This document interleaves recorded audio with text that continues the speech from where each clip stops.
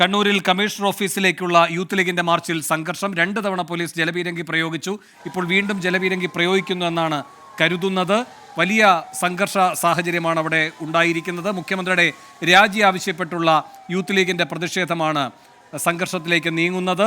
Police barricade ഉപയോഗിച്ച് പ്രതിഷേധക്കാരെ അവിടെ തടഞ്ഞിരിക്കുകയാണ്. കൂടാതെ ആ ബാരിക്കേഡുകൾ മറിച്ചിടാനുള്ള ശ്രമത്തിലാണ് പ്രവർത്തകർ. മുഖ്യമന്ത്രിയുടെ രാജി ആവശ്യപ്പെട്ടാണ് യൂത്ത് ലീഗിന്റെ പ്രതിഷേധം തുടരുന്നത്. മലപ്പുറം പരാമർശം അടക്കമുള്ള വിഷയങ്ങൾ ഉന്നയിച്ചാണ് മുഖ്യമന്ത്രിയുടെ രാജി യൂത്ത് ലീഗ് ആവശ്യപ്പെടുന്നത്. ഇന്നലെയും സമാനമായ പ്രതിഷേധങ്ങൾ ഉണ്ടായിരുന്നു. അത് കോഴിക്കോടടക്കം സംഘർഷാവസ്ഥയിലേക്ക് പോവുകയും ചെയ്തതാണ്. ഇന്നിപ്പോൾ മുഖ്യമന്ത്രിയുടെ തട്ടകമായ കണ്ണൂരിൽ തന്നെയാണ് യൂത്ത് ലീഗിന്റെ പ്രതിഷേധം നടക്കുന്നത്. സജോ ദേവസ്യ വിവരങ്ങളുമായി ചേരുന്നു. സജോ, എന്തൊക്കെയാണ് വിവരങ്ങൾ?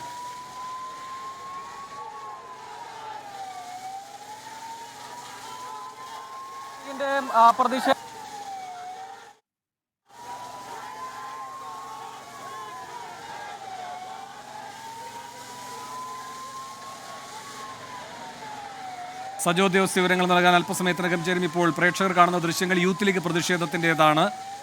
ലീഗിൻ്റെ യുവനിര അവിടെ മുഖ്യമന്ത്രിയുടെ രാജി ആവശ്യപ്പെട്ടുള്ള പ്രതിഷേധത്തിലാണ്. കമ്മീഷണർ ഓഫീസിലേക്കുള്ള മാർച്ചാണ് ഇപ്പോൾ സംഘർഷത്തിലേക്ക് എത്തിയിരിക്കുന്നത്. പോലീസ് ജലപീരങ്കി പ്രയോഗിച്ച് പ്രവർത്തകരെ പിരിച്ചുവിടാൻ നോക്കുകയാണ്. പക്ഷേ ശക്തമായ പ്രതിരോധവുമായി അവിടെ യൂത്ത് ലീഗിൻ്റെ പ്രവർത്തകർ നിലകൊള്ളുകയാണ്.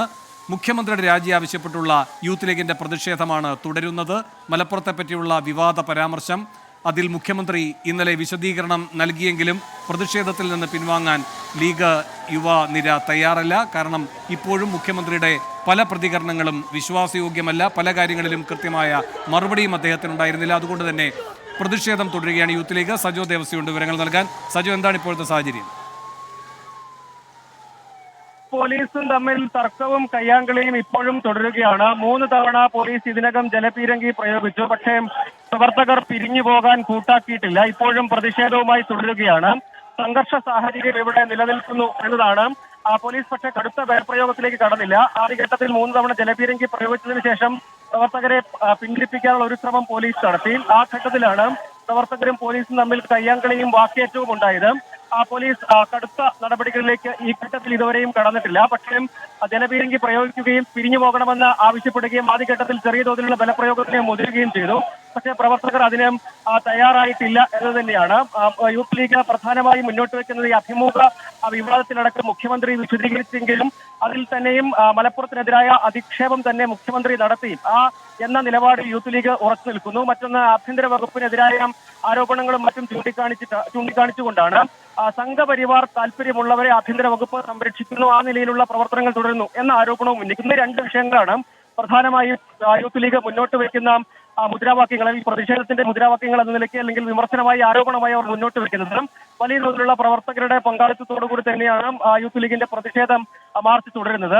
2 തവണ പ്രവർത്തകർ ബാരിക്കേഡ് മറികടക്കാൻ ശ്രമിച്ചു. അത് പോലീസ് അവരെയും ആദ്യഘട്ടത്തിൽ മുതലേ പിന്തിരിപ്പിക്കാൻ ശ്രമിച്ചുകൊണ്ടിരിക്കുകയായിരുന്നു. പക്ഷേ പ്രവർത്തകർ ഇതുവരെയും പിന്തിരിഞ്ഞു പോകാൻ കൂട്ടാക്കിയിട്ടില്ല. ഇപ്പോഴും പോലീസുമായുള്ള തർക്കവും മറ്റും ഒരു വശത്ത് തുടരുന്നുണ്ട്. മറുഭാഗത്തും പ്രവർത്തകർ തമ്പടിച്ചു നിൽക്കുന്നുണ്ട്. 2 ഭാഗങ്ങളിലായും പ്രവർത്തകർ ഇപ്പോഴും ഇവിടെ തന്നെ തുടരുകയും ചെയ്യുന്നുണ്ട്. പ്രതിഷേധം അവസാനിപ്പിക്കുന്ന ഒരു നിലയിലേക്ക് യൂത്ത് ലീഗ് ഇതുവരെയും കടന്നിട്ടില്ല. പോലീസ് പക്ഷേ പിരിഞ്ഞു പോകണം, അതല്ലെങ്കിൽ കൂടുതൽ ബലപ്രയോഗത്തിലേക്ക് കടക്കും എന്നതടക്കമുള്ള മുന്നറിയിപ്പുകൾ യൂത്ത് ലീഗ് പ്രവർത്തകർക്ക് നൽകുന്നുണ്ട്. പക്ഷേ ഒരു വിഭാഗം പ്രവർത്തകർ റോഡിൽ കുത്തിയിരിക്കുന്നു. മറുവശത്തും പ്രവർത്തകരുടെ വലിയ സാന്നിധ്യവും നിരയും ഒക്കെയുണ്ട്. അങ്ങനെ 3 തവണ ജലപീരങ്കി പ്രയോഗിച്ച് ഇവരുടെ കയ്യാങ്കളിലേക്കൊക്കെ കാര്യങ്ങൾ ഇപ്പോൾ പ്രവർത്തകർ ഒരു അനുനയത്തിന്റെ പാത സ്വീകരിച്ചിട്ടുണ്ട്. പക്ഷെ അപ്പോഴും അവർ പിരിഞ്ഞു പോകാൻ കൂട്ടാക്കിയിട്ടില്ല. ഇവിടെ തന്നെ തുടരുകയുമാണ്. കമ്മീഷണർ ഓഫീസിന് മുന്നിൽ ഗതാഗതം നേരത്തെ തന്നെ തടസ്സപ്പെടുത്തിക്കൊണ്ടാണ് ബാരിക്കേഡ് അടക്കം സ്ഥാപിച്ചത്. ഒരു 50 മീറ്റർ അകലെ വെച്ച്, അതായത് കമ്മീഷണർ ഓഫീസിന് 50 മീറ്റർ അകലെ വെച്ചാണ് ബാരിക്കേഡ് സ്ഥാപിച്ചത്. ആ ബാരിക്കേഡ് മറികടക്കാനാണ് ആദ്യഘട്ടത്തിൽ പ്രവർത്തകർ ശ്രമിച്ചത്. 3 തവണയും അതിനുള്ള ശ്രമം നടത്തിയപ്പോഴൊക്കെയാണ് പോലീസ് ജലപീരങ്കി പ്രയോഗിച്ചത്. അതിനുശേഷവും ചെറിയൊരു ബലപ്രയോഗത്തിലേക്ക് പോലീസ് കടന്നു. ഇപ്പോൾ അതിൽ നിന്ന് പോലീസ് പിൻവാങ്ങിയിട്ടുണ്ട്. പ്രവർത്തകരും പോലീസും തമ്മിലുള്ള വാക്കേറ്റത്തിനും കയ്യാങ്കളിക്കും ഇപ്പോൾ ഒരു പരിഹാരം ഉണ്ടായിട്ടുണ്ട്. പക്ഷേ പിരിഞ്ഞു പോകാതെ പ്രവർത്തകർ ഇവിടെ തന്നെ തുടരുകയുമാണ്. നേതാക്കളടക്കം വലിയ തോതിലുള്ള സംഘർഷത്തിലേക്ക് കാര്യങ്ങൾ പോകാതിരിക്കാനുള്ള ഇടപെടൽ നടത്തുന്നുണ്ട് എന്ന് വേണം ഈ ഘട്ടത്തിൽ മനസ്സിലാക്കാൻ.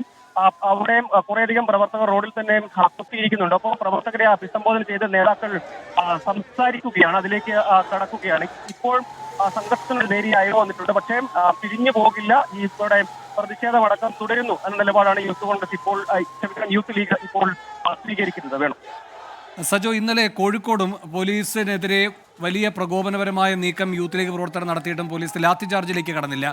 ഇന്നിപ്പോൾ കണ്ണൂരും സമാനമായ സാഹചര്യമെന്നാണ് സജോ റിപ്പോർട്ട് ചെയ്യുന്നത്.